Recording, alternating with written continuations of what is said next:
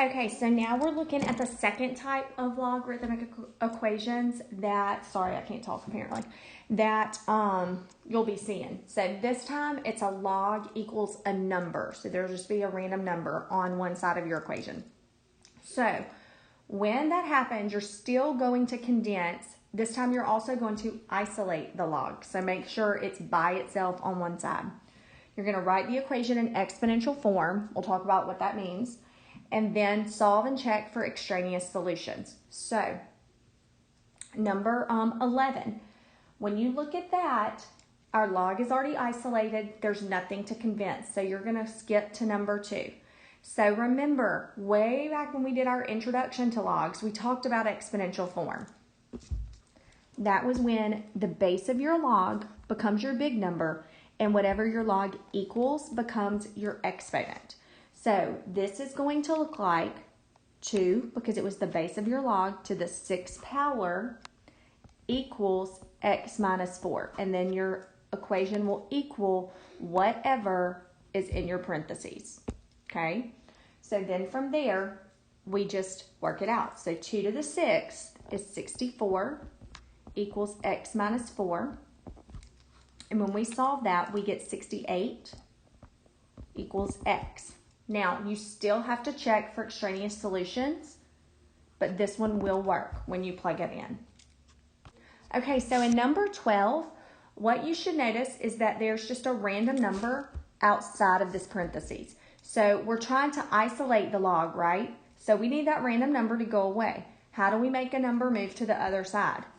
Opposite operations. So we're just going to add 7 on both sides, and it's going to leave us with log base 3, 4x plus 8 equals 4, because negative 3 plus 7 is positive 4. So from there, we skip to this step where we started in number 11. Remember, the base of your log is going to become your big number. Whatever it equals is your exponent.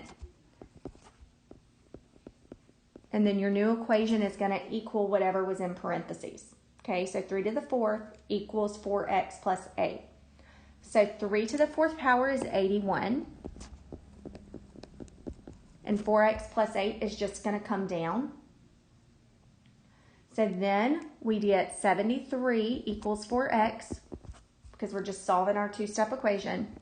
And 73 over 4 equals x. Remember, we talked about in upper level math, for the most part, we are wanting to keep everything in simplified improper fractions, okay?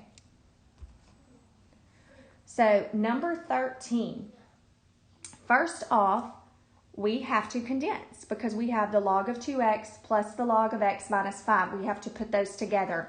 When it was addition, we multiplied our big numbers, right? So this is going to become the log of 2x times x minus 5 equals 2.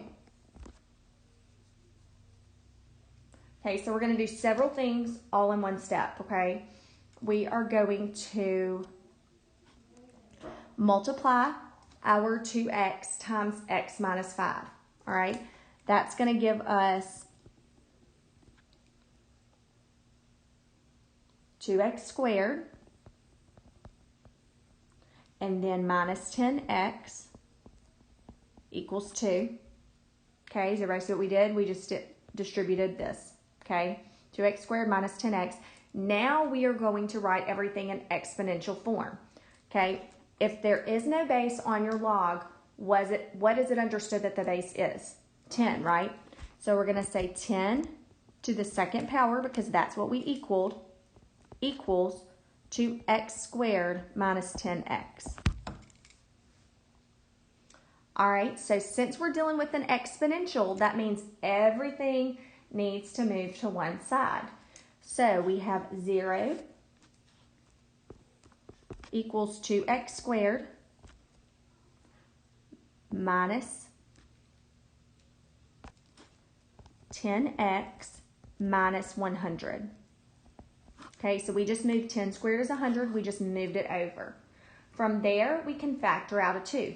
Okay, so 0 equals 2.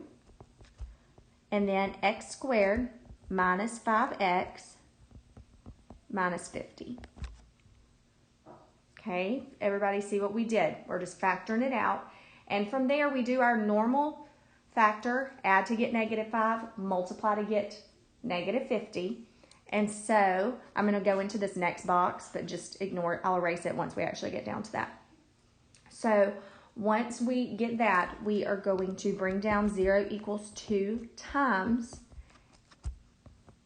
and then get ready to get our two numbers. So our two numbers are going to be -10 and +5. So -10 and +5, because that will multiply together to give us -50 and add together to get us -5, okay? And so then we set those both equal to 0, and when we solve it, we get x equals +10 and x equals -5, okay? Remember though, we still have to check for extraneous solutions. When we do that, x equals 10 works, but x equals 5 does not work. So the only answer to this logarithmic equation is x equals 10. All right, so for number 14, it's going to be 2 steps to condense it. First, we have to move this 2 onto our x, okay? So we have the log of x squared minus the log of 4 equals 2. Then, since they're subtracting, they're really dividing, right? So we have the log of x squared over 4 equals 2. Then we are going to do our exponent thing, okay? So our log base is 10, right? So we have 10 squared equals x squared over 4. From there, we get 100 equals x squared over 4. So then we start solving and we multiply by 4 on both sides. So we get 400 equals x squared.